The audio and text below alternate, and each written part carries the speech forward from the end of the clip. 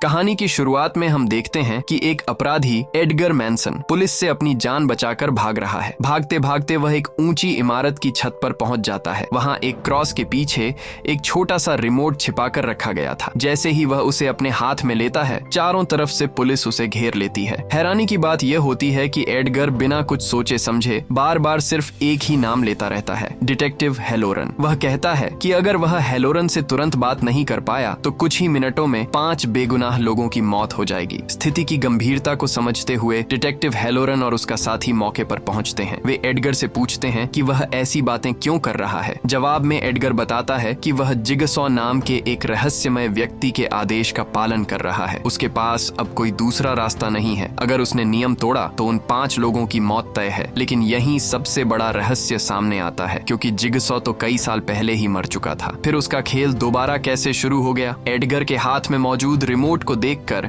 हेलोरन को शक होता है। इसलिए वह सभी पुलिस वालों को आदेश देता है कि अगर एडगर रिमोट का बटन दबाने की कोशिश करे तो उसके हाथ पर गोली मारना, लेकिन किसी भी हालत में गोली एडगर के शरीर पर नहीं लगनी चाहिए। समय खत्म होने से ठीक पहले एडगर रिमोट का बटन दबा देता है। उसी पल पुलिस गोली चला देती है। गोली रिमोट पर तो लगती है, लेकिन एक गोली एडगर के सीने में भी जाकर लग जाती है। इसके बाद दिखाया जाता है कि 5 अनजान लोग एक अंधेरे कमरे में कैद हैं। उन सभी के सिर पर लोहे से बने भारी मास्क लगे हुए हैं और उनकी गर्दन में मोटी जंजीर बंधी हुई है। उन जंजीरों का दूसरा सिरा एक ऐसे खतरनाक मशीन से जुड़ा है जिसमें अनगिनत तेज धार वाले ब्लेड घूम रहे हैं। तय समय पूरा होते ही जंजीर उन्हें उन ब्लेडों की तरफ खींच ले जाएगी और कुछ ही सेकंड में उनके शरीर के टुकड़े टुकड़े हो जाएंगे। चारों तरफ दहशत फैल जाती है। कमरे में कैद हर इंसान के चेहरे पर मौत का साफ डर दिखाई देने लगता है। तभी कमरे के एक कोने में लगे स्पीकर से एक जानी पहचानी आवाज सुनाई देती है। जिगसॉ शांत आवाज में कहता है कि इन सभी लोगों ने अपने स्वार्थ के लिए बेगुनाह लोगों के साथ धोखा किया है, इसलिए अब उन्हें अपने ही कर्मों की सजा खुद भुगतनी होगी। लेकिन वह उन्हें एक मौका भी देता है। अगर वे अपने अपराध स्वीकार कर लें और सभी परीक्षाओं को पार कर जाएं, तो उनके जिंदा बाहर निकलने की संभावना होगी। पहले टेस्ट का नाम ब्लड ऑफरिंग था। इसका नियम बहुत आसान था, लेकिन असलियत में बेहद खौफनाक। बचकर निकलने के लिए हर किसी को अपने शरीर से खून देना होगा। वह थोड़ा सा भी हो तो चलेगा, लेकिन अगर कोई खून नहीं देगा तो उसकी मौत तय है। इसके तुरंत बाद मशीन चालू हो जाती है। 5 लोगों को जंजीरें धीरे धीरे खींचकर तेज धार वाले ब्लेड की तरफ ले जाने लगती हैं। सभी अपनी जान बचाने की पूरी कोशिश करते हैं, लेकिन उनमें से एक आदमी अब भी बेहोश पड़ा था। तभी एना नाम की एक लड़की इस टेस्ट की असली ट्रिक समझ जाती है। वह हिम्मत करके अपना हाथ ब्लेड से छुआती है और थोड़ा सा खून निकालती है। अगले ही पल उसकी जंजीर खुल जाती है। एना बाकी सभी को भी यही करने के लिए कहती है। उसकी बात सुनकर रयान, कार्ल और मिच भी वही करते हैं। एना बार बार उस बेहोश आदमी को होश में लाने की कोशिश करती है और उसे भी यही करने के लिए कहती है, लेकिन वह कुछ भी नहीं कर पाता। इसलिए जंजीर उसे खींचकर उस धारदार मशीन के अंदर ले जाती है। कुछ ही सेकंड में उसकी दर्दनाक मौत हो जाती है। पहला टेस्ट पूरा करने के बाद एना, रयान, कार्ल और मिच एक दूसरे कमरे में पहुंचते हैं, जहां उनका इंतजार कर रहा था एक और भी मुश्किल खेल। दूसरी तरफ अस्पताल में दिखाया जाता है कि पुलिस की गोली लगने के बाद एडगर अब भी कोमा में पड़ा हुआ है। डिटेक्टिव हेलोरन अपने साथी हंट को बताता है कि एडगर कोई मासूम इंसान नहीं है। वह पहले से ही छोटे मोटे अपराधों में शामिल रहा है। इसी बीच पहले टेस्ट में मारे गए उस आदमी की लाश शहर के एक पुल पर लटकी हुई मिलती है। पुलिस पोस्टमार्टम की जिम्मेदारी फोरेंसिक एक्सपर्ट लोगन नेल्सन और एलिनर बोनविल को सौंपती है। इन दोनों किरदारों को याद रखिए, क्योंकि कहानी के आगे के हिस्से में इन्हीं से जुड़ा एक बहुत बड़ा रहस्य छिपा हुआ है। लाश की जांच करते समय वे उसके सिर से धातु का हेलमेट हटाते हैं और देखते हैं कि उसके सिर का आधा हिस्सा कटा हुआ था। इससे भी ज्यादा चौंकाने वाली बात यह थी कि उसके शरीर पर जिगसॉ का निशान उकेरा हुआ था और उसी के अंदर एक पेन ड्राइव छिपी हुई थी। जैसे ही पेन ड्राइव को चलाया जाता है, उसमें से जिगसॉ का रिकॉर्ड किया हुआ संदेश सुनाई देता है। लेकिन सबसे हैरान कर देने वाली बात यह थी कि जिगसॉ तो कई साल पहले ही मर चुका था। इस रिकॉर्डिंग में वह कहता है कि वह फिर से लौट आया है और उसने अपना नया खेल शुरू कर दिया है। 5 लोगों के साथ शुरू हुए इस खेल में अब भी 4 लोग जिंदा हैं। अगर पुलिस में दम है तो उन्हें जिंदा बचाकर दिखाए। इसके बाद कहानी फिर से उन 4 लोगों के पास लौटती है। जैसे ही वे दूसरे टेस्ट वाले कमरे में प्रवेश करते हैं, वे देखते हैं कि इस बार भी उनके गले में भारी जंजीरें बंधी हुई हैं। तभी सन्नाटे के बीच एक डरावनी कठपुतली छोटी सी साइकिल चलाते हुए धीरे धीरे उनके सामने आकर रुकती है। उसके गले में एक टेप रिकॉर्डर लटका हुआ था और उसकी छाती पर लगे एक कागज पर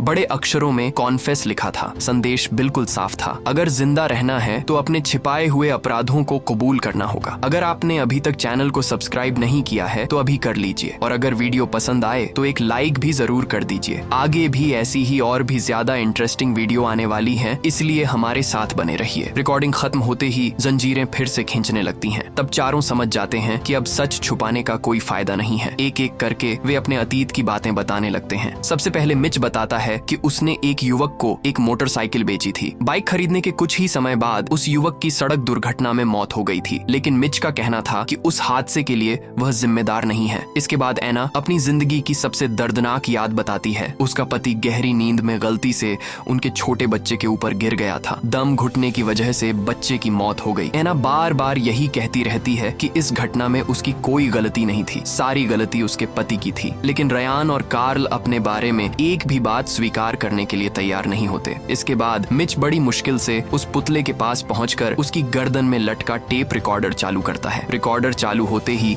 एक बार फिर जिगसॉ की आवाज सुनाई देती है। जिगसॉ बताता है कि उन्हीं में से एक ऐसा इंसान है जिसने एक दिन एक बीमार महिला का बैग चुरा लिया था। उस बैग के अंदर उस महिला का अस्थमा इनहेलर था। इनहेलर के बिना वह सांस नहीं ले पाई और सड़क पर ही उसकी मौत हो गई। सबसे डरावनी बात यह थी कि चोर ने यह सब अपनी आंखों से देखा था, फिर भी उसने उसकी मदद नहीं की और वहां से भाग गया। इसके बाद जिगसॉ बताता है कि उस अपराधी के शरीर में पहले ही एक जानलेवा केमिकल डाल दिया गया है। तभी उनके सामने 3 इंजेक्शन आ जाते हैं। उनमें से सिर्फ एक इंजेक्शन में एंटीडोट था, जबकि बाकी 2 में बेहद खतरनाक जहरीला केमिकल और एसिड भरा हुआ था। अब उन तीनों में से एक इंजेक्शन लेकर चोर के शरीर में लगाना होगा। अगर गलत इंजेक्शन चुना गया तो उसकी मौत तय है, और अगर कुछ भी नहीं किया गया तो सभी मर जाएंगे। सभी एक दूसरे की ओर देखने लगते हैं। कुछ देर की खामोशी के बाद कार्ल आगे आकर स्वीकार करता है कि वह चोर कोई और नहीं बल्कि वही है। रयान उसे जल्दी से एक इंजेक्शन चुनने के लिए कहता है, लेकिन अगर उसने गलत इंजेक्शन चुन लिया तो उसी समय उसकी मौत हो जाएगी। इसी डर से कार्ल कोई फैसला नहीं कर पाता। समय तेजी से खत्म हो रहा था। कार्ल की हिचकिचाहट की वजह से बाकी तीनों की जंजीरें फिर से ऊपर की ओर खींचने लगती हैं। वे लगातार कार्ल से इंजेक्शन लगाने के लिए कहते हैं, लेकिन कार्ल किसी भी हालत में ऐसा करने को तैयार नहीं होता। आखिरकार मजबूर होकर रयान तीनों इंजेक्शन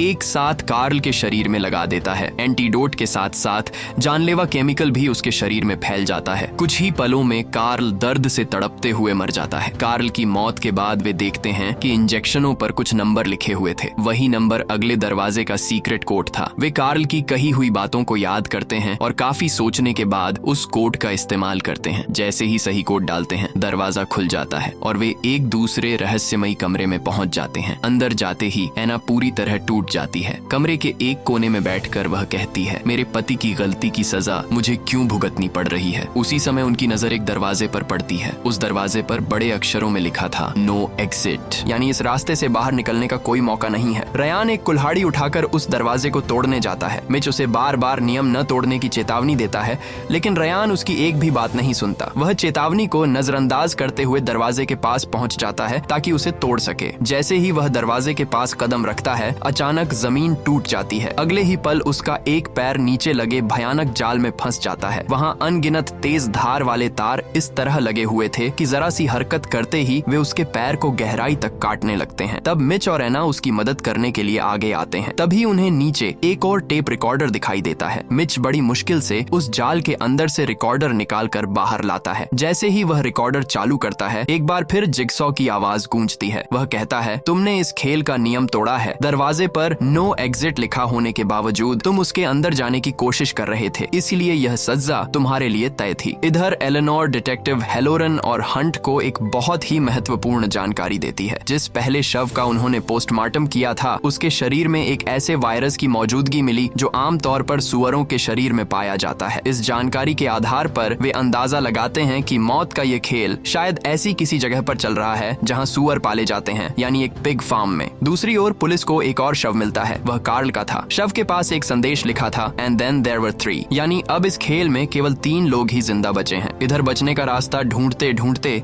एना और मिच को एक छोटा सा दरवाजा दिखाई देता है। कोई और रास्ता न होने की वजह से वे उसके अंदर चले जाते हैं। कमरे के अंदर एक एलईडी टीवी और ऊपर लटका हुआ एक रिमोट रखा हुआ था। ठीक उसी समय रयान के सामने भी एक और टीवी चालू हो जाता है। मिच एना को ऊपर उठाकर किसी तरह रिमोट नीचे लाता है और टीवी चालू करता है। तभी स्क्रीन पर उस डरावनी गुड़िया का चेहरा दिखाई देता है। गुड़िया कहती है, नया खेल शुरू हो रहा है। तुम्हें जिंदा दफन किए जाने से पहले यहाँ से बाहर निकलना होगा और केवल रयान रयान ही तुम्हें यहाँ से बाहर निकाल सकता है। रयान के ट्रैप में जो लीवर है उसे खींचना होगा, तभी तुम दोनों आजाद हो पाओगे। लेकिन लीवर खींचते ही रयान का पैर कट जाएगा। इसी डर से वह किसी भी कीमत पर लीवर खींचने के लिए तैयार नहीं होता। कुछ ही पलों बाद एना और मिच के कमरे में ऊपर से तेजी से अनाज के दाने गिरने लगते हैं। धीरे धीरे पूरा कमरा अनाज से भरने लगता है। तभी इससे भी ज्यादा भयानक घटना होती है। अचानक ऊपर से एक के बाद एक धारदार हथियार नीचे गिरने लगते हैं। मिच और एना डर के मारे जोर जोर से चिल्लाने लगते हैं और रयान से मदद की गुहार लगाते हैं। एक चाकू आकर मिच के शरीर में लग जाता है। आखिरकार रयान एक कठिन फैसला लेता है। अपनी असहनीय पीड़ा सहते हुए वह लीवर खींच देता है। अगले ही पल ट्रैप का धारदार तार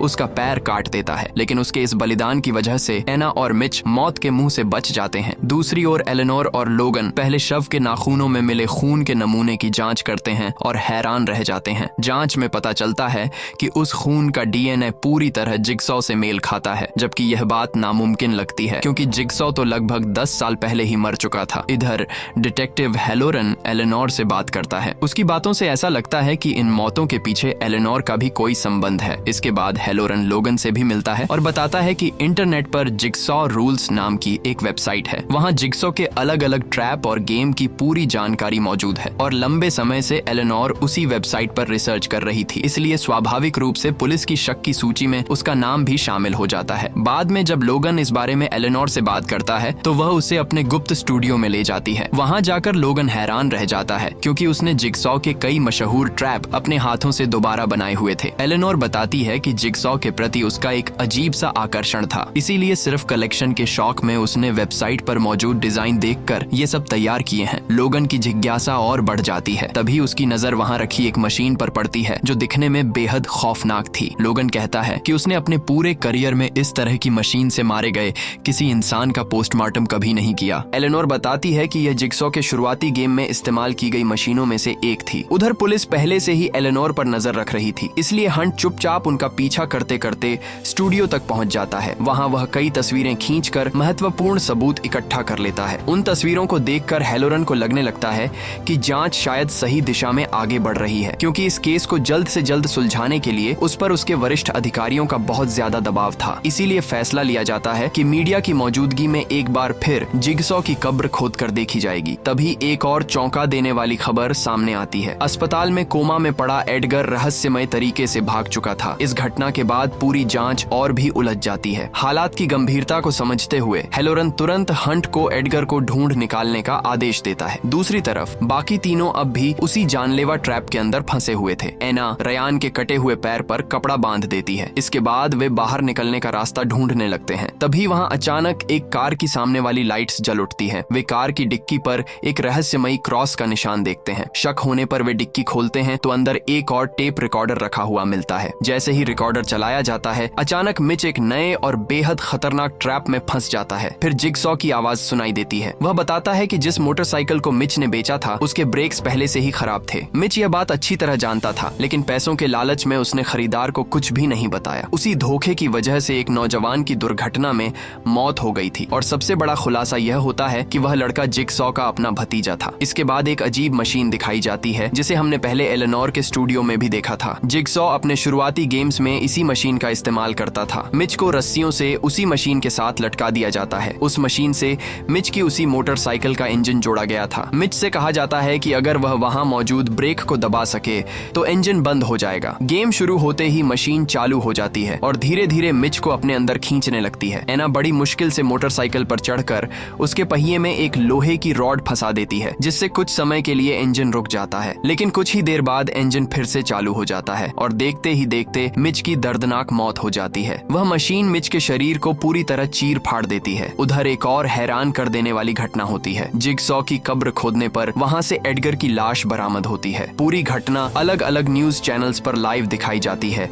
जिससे हर तरफ सनसनी फैल जाती है। यह खबर मिलते ही हेलोरन की स्पेशल टीम तुरंत एलेनोर के स्टूडियो को घेर लेती है। तलाशी के दौरान उन्हें वहां एक सीक्रेट रूम मिलता है। उस कमरे में जिगसॉ से जुड़ी ढेर सारी न्यूज़पेपर कटिंग्स और कई अहम डॉक्यूमेंट्स रखे हुए थे। अचानक वहीं उनके सामने मिच की लाश भी मिलती है। उस लाश के साथ एक पर्ची रखी होती है जिस पर लिखा था, अब सिर्फ 2 लोग जिंदा हैं। इसके बाद डिटेक्टिव हेलोरन के आदेश पर हंट लोगन को गिरफ्तार करने जाता है, लेकिन लोगन दावा करता है कि असली सच्चाई बिल्कुल अलग है। उसके मुताबिक हेलोरन ही सारे इल्जाम उसके सिर पर डालने बचाने की कोशिश कर रहा है। लोगन हंट को याद दिलाता है कि स्टूडियो के अंदर सबसे पहले मिच की लाश हैलोरन ने ही देखी थी। सिर्फ इतना ही नहीं, एडगर को गोली न मारने का आदेश होने के बावजूद गोली भी उसी ने चलाई थी। बाद में जिगसॉ के कॉफिन से भी एडगर की लाश बरामद हुई। एक के बाद एक हर घटना में हैलोरन की मौजूदगी देखकर हंट भी धीरे धीरे उसी पर शक करने लगता है। लोगन हंट से कहता है कि वह खुद को बेगुनाह साबित करना चाहता है, इसलिए वह एडगर की बॉडी की जांच करना चाहता है। हंट उसे इसकी परमिशन दे देता है। लोगन एडगर की बॉडी से गोली का शेल निकालकर हंट को दिखाता है। वह हैलोरन की गन का था। दूसरी तरफ एलेनर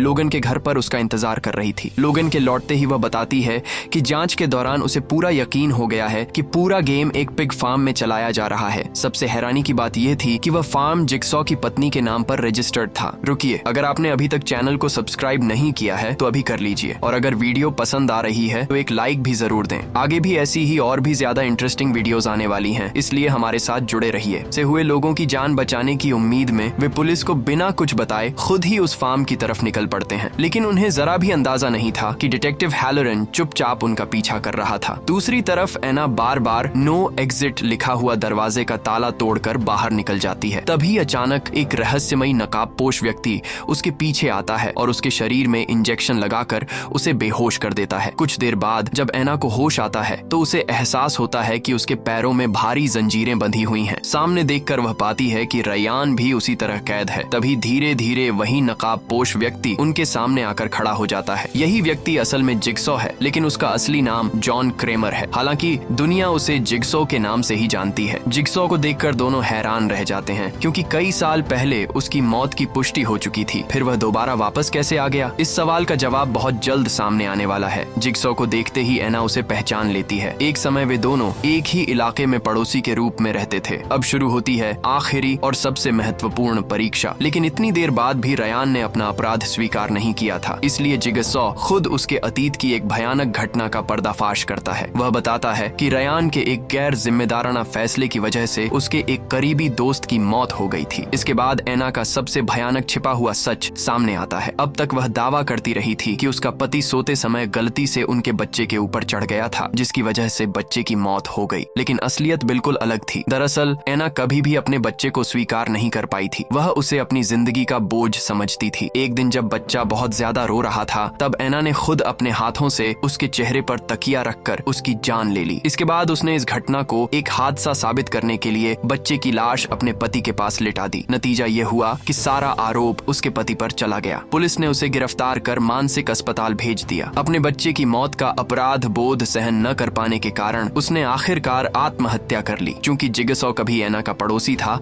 इसलिए वह इस पूरे सच से पहले से ही वाकिफ था। इधर लोगन और एलेनर आखिरकार उस पिग फार्म तक पहुंच जाते हैं, लेकिन उन्हें जरा भी अंदाजा नहीं था कि डिटेक्टिव हैलोरन भी उनका पीछा कर रहा है। दूसरी तरफ डिटेक्टिव हंट हैलोरन के घर की तलाशी लेते हुए फ्रिज के अंदर जिगसॉ के वही स्टिकर ढूंढ निकालता है जो लाशों के शरीर पर मिले थे। इधर जिगसॉ एना और रयान के सामने एक शॉटगन रखता है और कहता है, यही तुम्हारी आजादी की चाबी है। इतना कहकर वह वहां से चला जाता है। हालात देखकर साफ समझ में आ जाता है कि इस खेल में आखिर तक केवल एक ही इंसान के जिंदा बचने का मौका मिलेगा। एक सेकंड भी गंवाए बिना एना शॉटगन उठा लेती है। रयान बार बार उससे गुजारिश करता है कि वह उसे न मारे, लेकिन खुद को बचाने के लिए एना रयान पर निशाना साधकर ट्रिगर दबा देती है। लेकिन यह एक बैकफायर ट्रैप था। गोली रयान की तरफ जाने के बजाय उल्टा एना के शरीर में ही लग जाती है। कुछ ही पल में उसकी बेहद दर्दनाक मौत हो जाती है। सबसे दुखद बात यह थी कि उसी गोली के अंदर उनकी जंजीरों की चाबी छिपी हुई थी। अगर एना जल्दबाजी और स्वार्थी फैसला लेने के बजाय थोड़ा धैर्य रखती तो शायद दोनों के बचकर निकलने का मौका बन सकता था। इधर लोगन और एलिनर धीरे धीरे उस कमरे के अंदर पहुंच जाते हैं, लेकिन तभी पीछे से हैलोरन उन दोनों पर हमला कर देता है। लोगन चालाकी से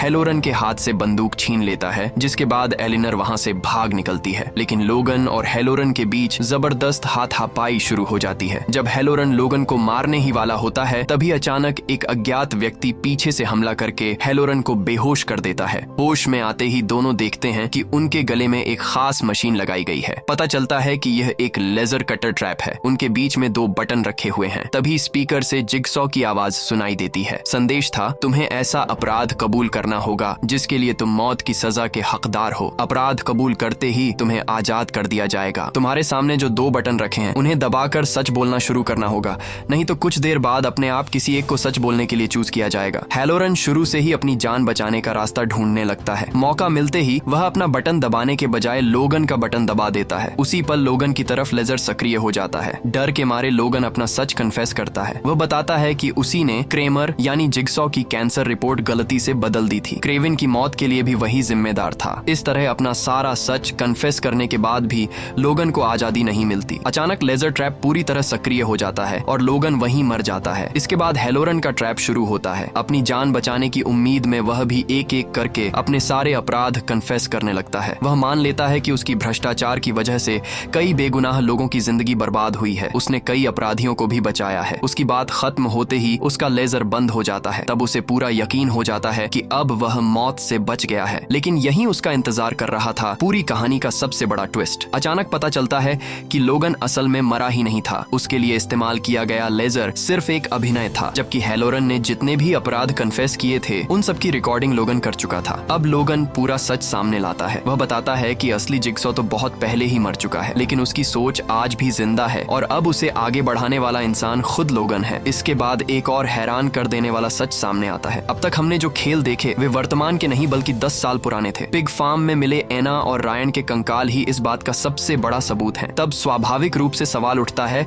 कि हाल ही में मिले 3 नए शवों के पीछे कौन था। लोगन बताता है कि जिगसॉ की शैली की नकल करके उन हत्याओं को उसी ने अंजाम दिया था ताकि पूरी पुलिस यह मान ले कि जिगसॉ फिर से वापस आ गया है। इसके बाद पता चलता है कि खेल की शुरुआत में बेहोश हालत में जो रहस्यमय 5वां कैदी दिखाया गया था वह लोगन ही था। अतीत में उससे एक गलती जरूर हुई थी, लेकिन जिगसॉ समझ गया था कि वह जानबूझकर नहीं हुई थी। इसलिए उसने लोगन की जान बचाई, उसका इलाज कराया और धीरे धीरे उसे अपने सारे नियम और ट्रैप की तकनीक सिखाई। यहाँ एक और अहम सच सामने आता है कि एडगर ही लोगन की पत्नी का हत्यारा था, लेकिन हेलोरन ने उसे सजा देने के बजाय बार बार बचाया। इसलिए लोगन ने फैसला किया कि वह जिगसॉ का वही खौफनाक खेल फिर से शुरू करेगा और अपराधियों को उनकी सजा देगा। अपनी योजना को सफल बनाने के लिए उसने एडगर का इस्तेमाल किया, जिगसॉ की नई आवाज तैयार की और शवों पर जिगसॉ के खून के नमूने इस्तेमाल करके पूरी जांच को दूसरी दिशा में मोड़ दिया। दूसरी तरफ एलिनर भी हेलोरन के खिलाफ एक अहम गवाह बन जाती है, क्योंकि उसने अपनी आंखों से लोगन पर उसका हमला देखा था। आखिर में एक और बात साफ हो जाती है कि एलिनर पर जो शक किया जा रहा था उसकी कोई बुनियाद नहीं थी। जिगसॉ के ट्रैप के डिजाइन और मॉडल उसने सिर्फ अपने शौक की वजह से बनाए थे। इन अपराधों से उसका कोई संबंध नहीं था। सबसे आखिर में लोगन फिर से लेजर मशीन चालू करता है। इस बार कोई चालाकी नहीं होती। असली लेजर सीधा हेलोरन के सिर के आर पार निकल जाता है। कुछ ही सेकंड में उसका सिर कई टुकड़ों में बट जाता है और इसी के साथ बदले इंसाफ और रहस्य से भरी ये कहानी खत्म हो जाती है।